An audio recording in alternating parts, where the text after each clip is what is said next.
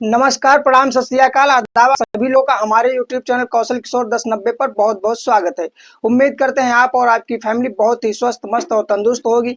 घटना चक्र के माध्यम से बताने चल रहे हैं आपको इस घटना के बारे में कि दलितों के साथ जो भी अत्याचार हो रहे हैं, दलित बेटियों के साथ जो भी घटनाएं घट रही हैं, आखिर क्यों दलितों के साथ ही ऐसी घटनाएं घटती हैं। प्रतापगढ़ के रानीगंज थाना जो उत्तर प्रदेश में लगता है, वहां पर एक लड़की जो नर्स का काम करती है और वो हॉस्पिटल में जाती है और हॉस्पिटल से कम 6:30 बजे 27 तारीख को 6:30 बजे हॉस्पिटल पहुंचती है। और हॉस्पिटल पहुंचने के बाद में उसके साथ जो भी दरिंदगी हुई होगी, वो दरिंदगी पूरी खबर उसकी माँ को बताई जाती है और माँ को ये बताया जाता है 8:30 बजे रात करीब कि आपकी बेटी की मौत हो गई है, लेकिन कारण क्या है ये किसी ने भी नहीं बताया। आखिर ये घटना हॉस्पिटल के अंदर होती है या हॉस्पिटल के बाहर होती है, कहाँ होती है, ये किसी को खबर नहीं थी। लेकिन जब माँ वहां पर पहुंचती है, इस सूचना पर हॉस्पिटल जाती है, तो सिर्फ उसे बता दिया जाता है, उसे अंदर भी नहीं आने दिया जाता है। उसके बेटी का जो शव होता है वो उसे दिखाया भी नहीं जाता है। आखिर इतनी कड़ी जो सख्ती बरती गई एक माँ के तरफ, वो किस कारण से थी?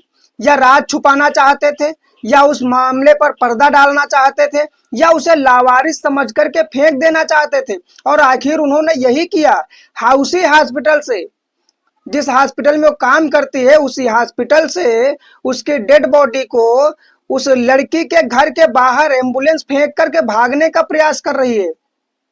लेकिन जैसे उस डेड बॉडी को फेंक करके भागने लगती है, वैसे ही वहां पर कुछ ग्रामीण आ जाते हैं और ग्रामीण आकर के उस एम्बुलेंस को रोक लेते हैं और उसमें जो भी आरोपी होते हैं उन्हें भी रोक लेते हैं। क्योंकि ये सच साबित हो रहा था कि जो भी हॉस्पिटल का मामला है, आरोपी को उसी के अंदर के हैं। क्योंकि अगर एम्बुलेंस उसी अस्पताल की है, उसी अस्पताल के लोग फेंक करके भाग रहे हैं दरवाजे पर, तो आरोपी भी वही है। जो एम्बुलेंस में बैठे लोग फेंकने आए थे वही आरोपी थे। और उन लोगों को तुरंत ही वहां पर ग्रामीण लोग जो होते हैं पकड़ लेते हैं और पकड़ने के बाद में उन पर कार्रवाई की मांग करते हैं, धरना प्रदर्शन करते हैं। लेकिन 36 घंटे तक किसी भी प्रकार की कार्रवाई नहीं की जाती है, क्योंकि वो एक दलित लड़की थी। दलितों के साथ जो भी अत्याचार होते हैं उन पर कार्रवाई नहीं होती है। जिस हिसाब से देखा जाए कि दलितों के हिसाब से चल रहा है, उनके खिलाफ ऐसी कानूनी कार्रवाई नहीं की जा रही है। छोटी छोटी बातों पर चलो पर्दा डाल दिया जाए, लेकिन इतने बड़े हादसे के बाद, रेप के बाद हत्या भी कर दी जाती है और उसके शव को उसकी माँ लिए पूरे जो है हॉस्पिटल के बाहर बैठी है और उसका कोई सुनवाई करने वाला नहीं है। कोई भी उसकी जरा सी बात नहीं सुनता है। लेकिन फिर भी जब वहां पर जो गांव के लोग होते हैं, कम से कम 250 ग्रामीण लोग वहां पर पहुंचते हैं और पहुंचने के बाद में वहां पर अस्पताल में तोड़ फोड़ हंगामा आदि करने लगते हैं। जब वहां पर हंगामा होता है तब वहां पर पुलिस पहुंचती है हालात संभालने के लिए। लेकिन ग्रामीण जो वहां पर मौजूद थे वो इतना नाराज थे कि पुलिस पर भी पथराव कर देते हैं। लेकिन उसके बदले में पुलिस, कई लोग चोटिल हुए, कई लोग घायल भी हुए, पुलिसकर्मी को भी चोट आई। यहाँ तक कि जो सीओ साहब को फोन किया गया था उस मामले को संभालने के लिए, जब वो भी पहुंचे तो उनके भी सर पे पत्थर लगा और उनका सर फटा बताया जा रहा है। लेकिन इसके बाद में उनको न्याय मिलने के बजाय जो परिवार का शव था, जो लड़की का के साथ ऐसा रेप और बलात्कार हत्या जैसा मामला हुआ था, उनको न्याय देने के बजाय फिर पुलिस ने उन पर खूब डंडे बरसाने का काम किया। बेइंतहा डंडे बरसाए गए और वहां से भीड़ को खत्म कर दिया गया। लेकिन उसकी माँ अभी भी नहीं रुकी है, वहीं पर मौजूद है और शव को लेकर के। लेकिन अभी तक कोई भी कार्रवाई नहीं की गई है। आखिर क्यों कार्रवाई नहीं होती है?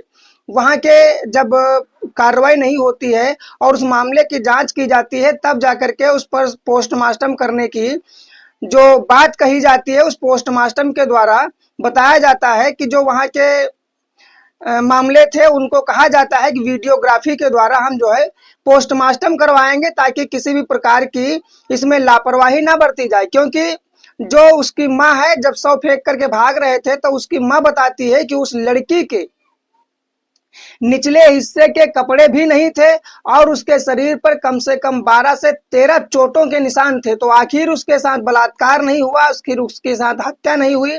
जो हॉस्पिटल के लोग छुपा रहे थे, क्या उनमें कौन सी दरिंदगी थी, किस लिए उसे छुपाना चाह रहे थे, ये तो नहीं मालूम। लेकिन जिस हिसाब से मामला सामने आया है, तो एक उस कोमल, जिस लड़की की मौत हुई है, जिस लड़की के साथ बलात्कार रेप हुआ है, उसकी एक दोस्त थी जिसका नाम नहीं बताया गया है, बल्कि जिसकी मौत हुई है उस लड़की का नाम कोमल सरोज बताया गया है। और उस कोमल सरोज की जो सहेली थी, उस लड़की को बताया जाता है कि जो उस लड़की ने, उसकी सहेली ने जो बताया है कि इस हॉस्पिटल में जो 6 लोग हैं जिन पर एफआईआर दर्ज करवाई गई है, उन्हें अभी गिरफ्तार नहीं किया गया है। उसमें 2 कर्मचारी हैं, डॉक्टर्स हैं और नर्सिंग का स्टाफ है।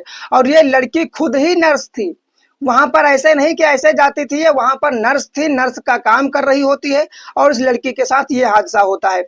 सहेली उसकी बताती है कि उस हॉस्पिटल में जो मेन लोग थे, डॉक्टर्स और ऐसे लोग, जो मैनेजर, मालिक, ऐसे जो लोग थे, वो बाहर से लड़कियां बुलाते थे। ये ऐसा उनका काम, जो गंदा काम चल रहा था, जो गंदा खेल चल रहा था उस हॉस्पिटल में, उसका खुलासा हो चुका था। उसकी जानकारी पूरी कोमल सरोज के पास आ चुकी थी। कोमल सरोज जब इस जानकारी का विरोध करने का काम करती है, तो उस पर ही आरोप ठहरा दिया जाता है और उसके साथ ही इतनी दर्दनाक मौत, इतनी गंभीर हत्या की जाती है, इतना कठोरता से बर्बरता होती है, उसके साथ रेप होता है, उसकी हत्या की जाती है। आखिर उस पर जो वहां के एमएलए हैं, वो उनसे बात होती है, आर.के. वर्मा जी से, जो एमएलए हैं, तो उनसे जब बात होती है तो उन्होंने आश्वासन दिलाया कि इसके मामले में हम डीएसपी और एसपी सभी से बात करेंगे और ये सीएम तक हम इस बात को रखेंगे, ताकि उनके साथ जो भी अत्याचार हो रहा है या जो भी हुआ है, इसके लिए सख्त से सख्त कार्रवाई की जाए। लेकिन कार्रवाई अभी तक नहीं हुई थी, इसलिए सभी घर वाले और सब, उसकी माँ, जो बहन है, वो सब बहुत ही परेशान थे। आखिर उस जिस लड़की को मारा गया, वो लड़की नर्सिंग स्टाफ में काम करके वहां पर अपने जीवन यापन, उसकी माँ और उसकी बहन का जीवन यापन हो रहा उसी नाली से, और लोगों को जरा सा भी दर्द नहीं आया। उन दरिंदों को जरा सा भी सोचने का मौका नहीं मिला कि उस लड़की को, जिस लड़की को के साथ ये रेप, बलात्कार और हत्या कर रहे हैं, उसका परिवार उसी की सैलरी से चल रहा है। वो परिवार को जिस तरह से जिंदा रखने का काम करती है, उसी प्रकार से उस लड़की को मारने का भी काम किया गया। और उसके प्रति जो उसकी माँ और ये उसकी बहन जो धरने प्रदर्शन पर बैठे हैं, उनकी कोई सुनवाई नहीं हो रही है, उनकी कोई कार्रवाई नहीं होती है। तो जो समाजवादी पार्टी के जो विधायक हैं, एमएलए साहब ने, उन्होंने कहा है कि हम इसकी कार्रवाई वीडियोग्राफी के द्वारा, इसका पोस्टमार्टम करवा करके जो भी इसके दोषी पाए जाएंगे, उनको कड़ी से कड़ी सजा मिलेगी। अब क्या होता है, मिलती है नहीं मिलती है, लेकिन कोमल की जो सहेली है, उसका कहना है कि 6 लोगों पर जरूर कार्रवाई होनी चाहिए। जो कोमल सरोज है, उसकी जो सहेली है, उसका कहना है कि जब ये कोमल सरोज जान पाती हैं ऐसा ऐसा हो रहा है, तो वो सबका विरोध करने का कोशिश करती है। और वो जब विरोध करने लगती है, तो कोमल की सहेली कहती है कि तुम विरोध मत करो और हॉस्पिटल छोड़ करके कोई दूसरा काम कर लो, हम सिलाई सीख लेंगे, सिलाई का काम कर लेंगे। लेकिन जो कोमल सरोज है, वो कहती है कि यार, यहाँ से काम करके थोड़ा पैसा मिल जाता है और अच्छे पैसे से जीवन यापन अच्छी तरह से हो जा रहा है, जो उसकी सैलरी थी। और दूसरी बात, उस काम को जो कर रही थी, उस काम को काफी समय सीखा था उसने, अब इसलिए उस काम को वो नहीं छोड़ना चाहती थी। लेकिन अब आखिर दरिंदों ने ना सोचते हुए उसके साथ जो हैवानियत कर दी, उस हैवानियत में उसकी जान चली गई। और उसके साथ जो भी हुआ, उसका अभी कोई भी निर्णय नहीं आया है, कोई भी उसका डिसीजन नहीं है। अभी उसके साथ कोई भी बात की जाए तो उसका जो न्याय मिलना चाहिए, वो न्याय की गुहार लगा रही माँ और बहन जो हैं, उनके साथ अभी कोई न्याय नहीं हुआ है। फिलहाल जब तक गिरफ्तारी नहीं होती है, तब तक न्याय की कोई उम्मीद नहीं है कि कौन सा न्याय होगा।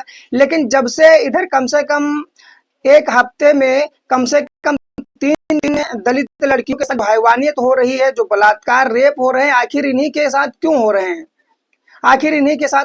लेकिन सारी चीजें अगर छोड़ दी जाए, तो एक लड़की के साथ जो बदतमीजी हुई है, जो उसके साथ इतनी जघन्य अपराध हुआ है, उसके लिए तो बहुत जल्द से जल्द, जिस प्रदेश में जिस प्रदेश में बुलडोजर चल जाते हों, उस प्रदेश में जब दलितों की हत्या होती है, दलितों के साथ बलात्कार, रेप होते हैं, तो उस पर 24 से 36 घंटे तक कार्रवाई नहीं होती है, उनको गिरफ्तारी क्यों नहीं मिलती है? आखिर ये सब चीजें जिस प्रकार से चल रही हैं, तो कहीं ना कहीं हाँ, दलितों की जो सुनवाई है वो बहुत ही फीकी पड़ रही है, बहुत ही कमजोर पड़ रही है, उनकी कोई सुनवाई ही नहीं हो रही है। अगर हो रही होती तो 36 घंटे तक कानून उस पर लापरवाही नहीं करती और तुरंत उस पर एक्शन लेती। तो इस प्रकार से जो घटनाएं हो रही हैं वो बहुत ही जघन्य अपराध की घटनाएं हैं और इन पर कानून को और शासन प्रशासन को बहुत जल्द से जल्द ध्यान रखने की जरूरत है, उस पर कार्रवाई करने की जरूरत है।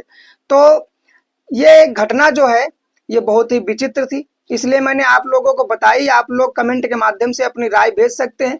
मैं घटनाक्रम के चक्कर में इस चक्र में दोबारा फिर से कल रात 8 बजे एक और घटना के साथ हाजिर होंगे। तब तक के लिए नमस्कार, धन्यवाद, जय हिंद।